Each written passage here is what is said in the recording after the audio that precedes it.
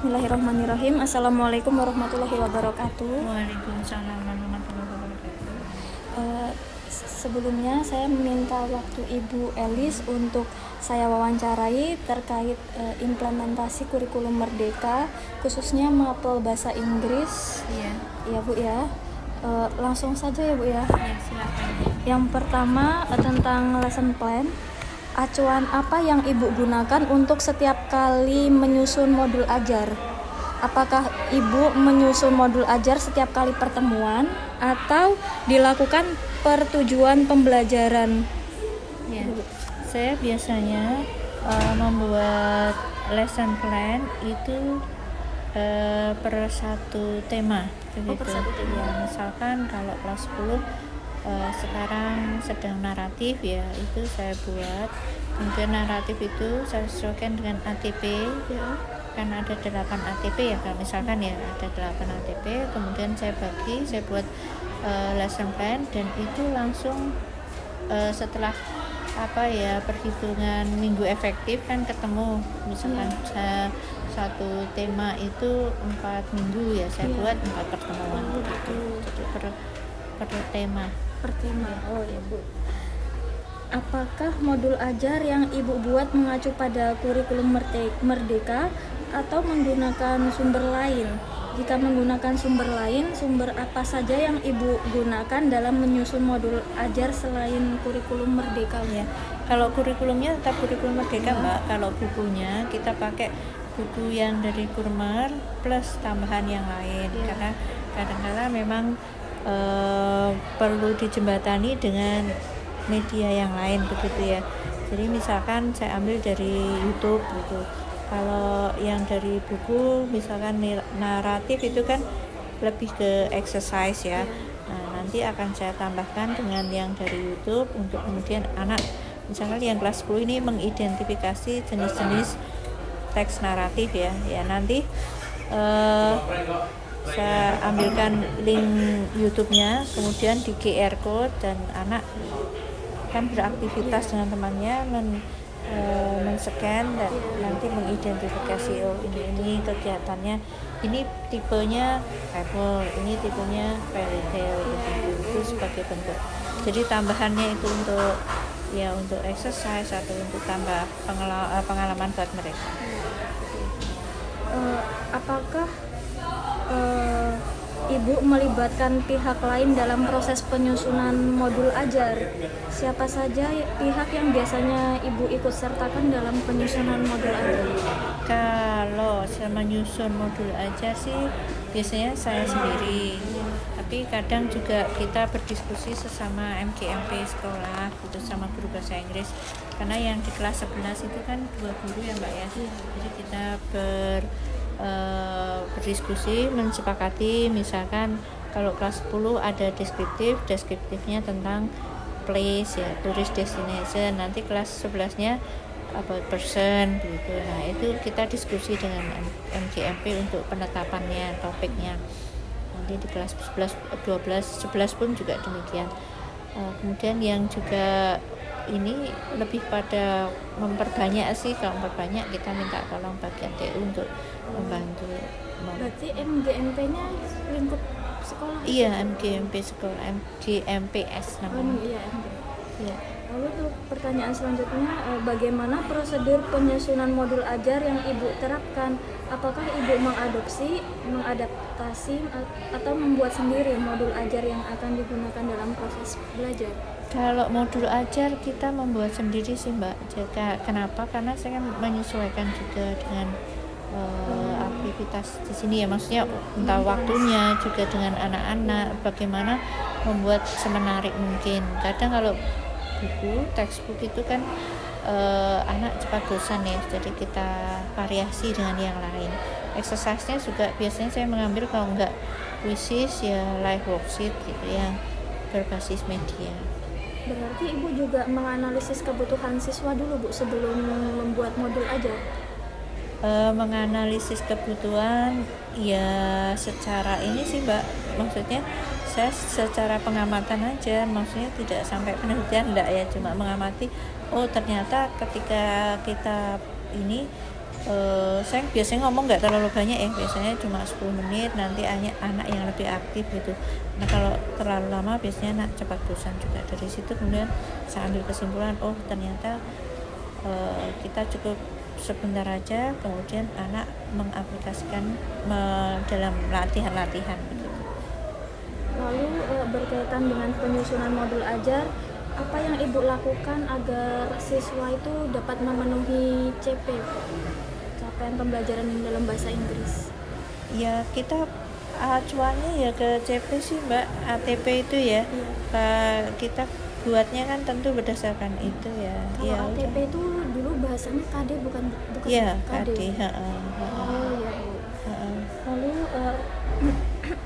berkaitan dengan sumber belajar, sumber apa saja yang Ibu gunakan dalam memenuhi kebutuhan siswa? Ya, jadi kan kalau tadi buku Kurmer ya, kemudian nanti media yang lain seperti YouTube gitu. Kemudian kalau untuk tambahan latihan, saya biasanya pakai yaitu puisi, live worksheet, atau saya kadang membuat sendiri kayak word wall gitu ya, mencari kosakata dalam susunan huruf-huruf gitu ya, kita buat sendiri. Apakah Ibu juga mengadopsi sumber dari luar Bu? Misalnya kayak mungkin materi dari Cambridge atau apa yang otentik, misalnya yang mungkin kan materinya bahasa Inggrisnya tuh lebih otentik. Saya ini aja sih biasanya untuk yang grammar aja sih. Grammar aja ya? Fokus grammar. Jadi misalkan kalau naratif maka grammarnya past tense. Nah, itu tambahan latihannya kalau dari buku kan nggak banyak, nah itu saya ambilkan dari buku-buku yang lama. Lalu dalam sumber belajar berarti Ibu menggunakan sumber lain ya, jadi tidak hanya sumber sendiri tapi juga dari internet, dari Memang karena sekolah kita kan nggak boleh menggunakan menyuruh siswa beli LKS kan memang nggak boleh ya Mbak ya. Jadi ya kita buat sendiri yang namanya LKPD itu buat sendiri. Lalu materi belajar apa yang biasa Ibu gunakan di dalam kelas, dan dari mana Ibu mendapatkan materi belajar tersebut? Ya. Kalau medianya saya pakai Google Classroom ya. Kalau materi ya itu tadi bisa dari YouTube, bisa dari ini. Tapi acuan utamanya tetap yang dari buku Kurikulum Merdeka itu. Jadi saya ambil Kurikulum Merdeka juga, kemudian saya ambil juga dari YouTube. Yang penting disesuaikan dengan ATP ya. Lalu bagaimana Ibu dalam menyiapkan media belajar, Bu? Mungkin kan setiap topik beda medianya kan Bu. Ya gimana ya Mbak, saya tuh biasanya juga ambil waktu kayak Sabtu itu yang harusnya kita weekend itu karena kan hari Senin itu full ya 8 jam dan dua jenjang ya, kelas 10-11 itu khusus untuk hari Senin kan kita menyiapkan untuk 1 minggu ya. Nanti kalau sudah hari Senin itu ya tinggal mengulang lagi apa yang diajarkan di hari Senin itu kan Mbak. Jadi itu ya saya sampai ambil hari kadang Sabtu atau Jumat itu sudah mulai mencicil untuk hari Senin. Biasanya saya gunakan kalau enggak Canva untuk ini ya macam-macam, kalau enggak ya live worksheet atau thesis itu membuatnya. Lalu caranya Ibu mengambil media yang sudah ada tuh, apakah Ibu seleksi ini yang kira-kira yang tepat untuk siswa Ibu ini atau bagaimana? Iya, tetap saya seleksi. Lalu strategi apa yang Ibu terapkan dalam persiapan memenuhi capaian pembelajaran siswa dalam belajar Bu, dari segi materi dan media? Materi dan media. Ya, yang pertama kan tentunya saya ini ya Mbak ya, memahami betul, berusaha untuk memahami CP, ATP dan CP ya. Kemudian saya mencari kegiatan yang lebih menarik begitu. Karena kan kita juga ini ya berdiferensiasi ya. Tentunya anak-anak kan ketika menggunakan media atau visual atau audio itu jauh lebih menarik gitu daripada hanya sekedar baca gitu ya. Saya kombinasikan, kadang listening ya, audio, kadang juga video, audio, visual ya. Misalkan untuk contoh naratif itu nggak melulu tentang teks, saya tampilkan tentang kisah apa itu Timun Mas misalkan dalam bentuk cerita video gitu. Kemudian analyze together with student ya, mulai dari who are the characters and then which one is the complication, the resolution gitu, kayak gitu. Jadi kan nggak mesti buku gitu loh Mbak.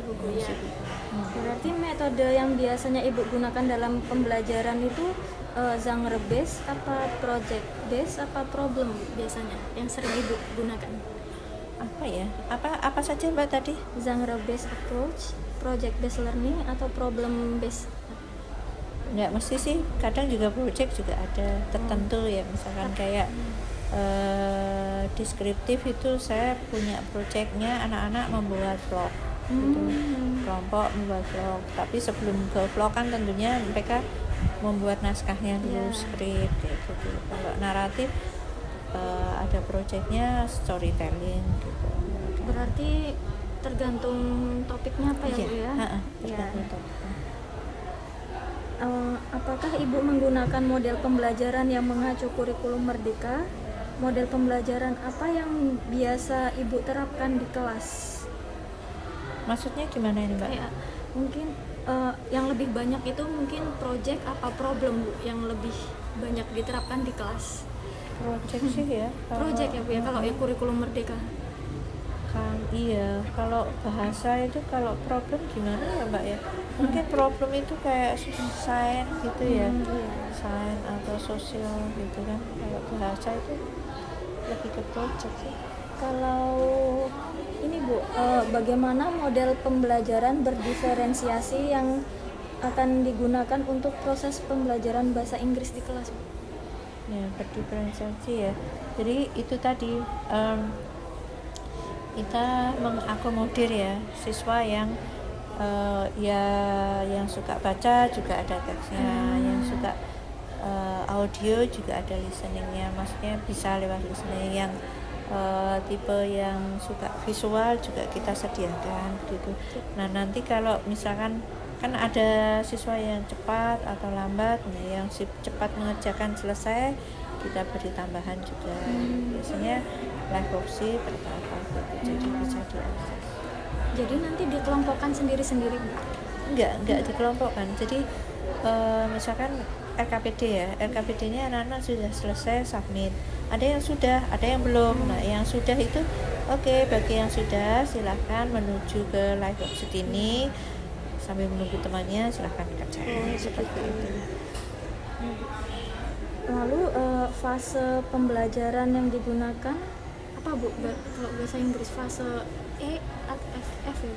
Iya, kalau E itu kelas 10, kelas 10 ya. F Kalau F kelas 11. Oh, gitu. Baik. Dan itu berlaku untuk semua, nggak hanya bahasa Inggris ya Mbak? Ya.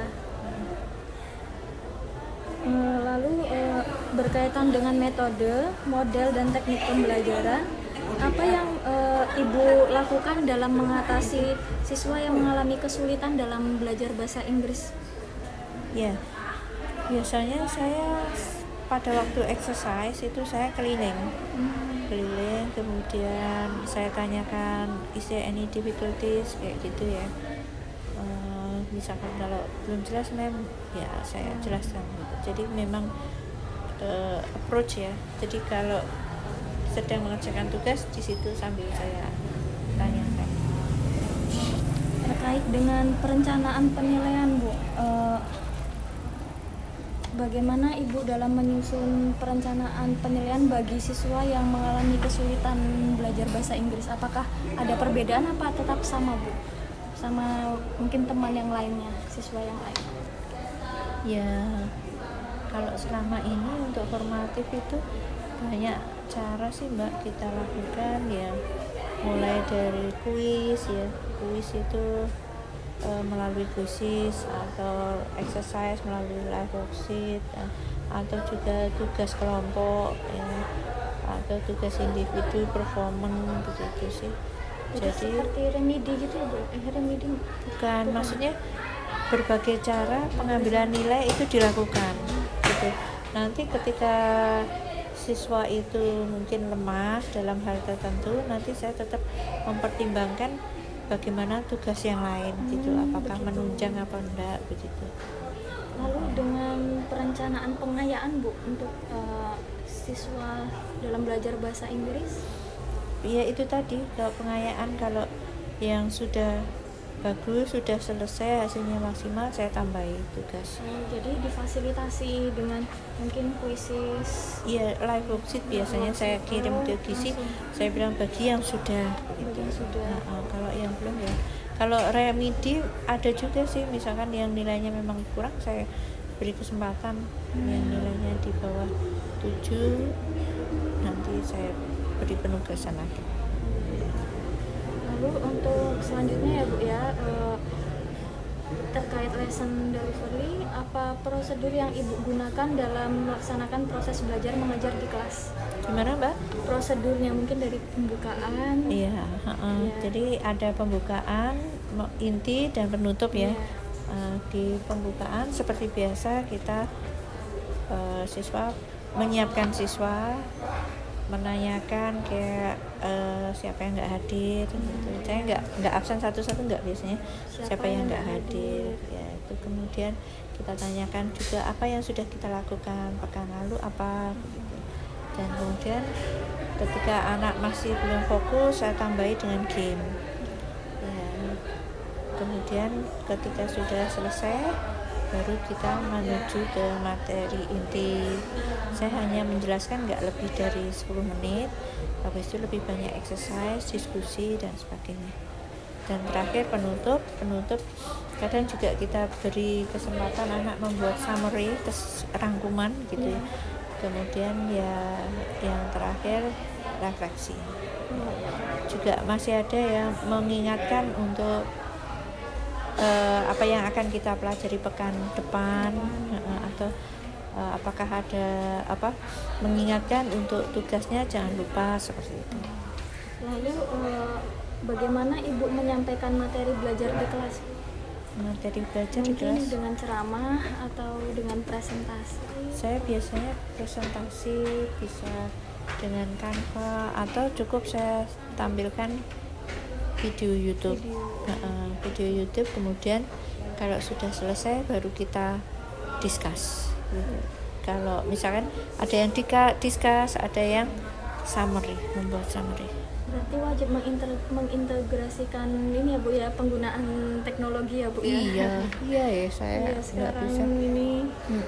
Lalu di kelas siswa-siswa wajib menggunakan bahasa Inggris full atau boleh bilingual? Bilingual sementara, ya, karena ada beberapa yang belum belum bisa gitu ya, maksudnya belum lancar gitu. Lalu apakah Ibu juga mengaitkan proses belajar di kelas dengan kehidupan sehari-hari? Lalu bagaimana cara Ibu mengkaitkan materi dengan kehidupan sehari-hari? Ya, kalau deskriptif ya, misalkan ya deskriptif tag gitu ya, itu saya sampaikan bahwa kita bisa menggunakannya ketika diminta untuk menjelaskan sesuatu. Misalkan kalau kelas 10 kan tourist destination ya, seringkali kita juga diminta untuk memperkenalkan satu daerah, satu tempat, nah itu kita menggunakan itu. Atau kalau kelas 11 person ya berarti kayak itu juga. Lalu peran Ibu di dalam proses belajar mengajar di kelas itu apa Bu? Mungkin guru ini bukan peran ya Bu, mungkin jadi fasilitator. Iya, kombinasi sih Mbak. Ya. Guru juga fasilitator, juga mendampingi, ya macam-macam. Lalu apakah Ibu memberikan umpan balik terhadap proses dan hasil pembelajaran di kelas? Ya, biasanya kalau yang oral atau lisan ya langsung saya berikan. Kalau misalkan itu disubmit, ya saya berikan komen di Google Classroom. Lalu Lalu bagaimana cara ibu menanamkan nilai karakter dalam proses pembelajaran? Kalau ini ya, kita kan juga ada tugas yang kelompok ya. Ketika tugas kelompok itu saya ingatkan masing-masing harus terlibat gitu. Ketika tidak terlibat maka ya tentu saja akan dibedakan gitu. Siswa kebetulan juga ketika mereka mengetahui temannya nggak kerja, mereka juga akan menyampaikan ke saya begitu. Lalu apa tantangan dan kendala yang ibu hadapi dalam proses pembelajaran? Waktu kayaknya ya Mbak ya. Waktu. Karena memang ini ya, guru dituntut kreativitas ya, kita dituntut kreativitas, kemudian juga berbasis teknologi, jadi memang membutuhkan waktu. Tapi ketika bisa melakukan itu rasanya juga puas gitu ya, satisfied. Meskipun itu nanti juga mengorbankan banyak waktu kita. Maaf ya Bu.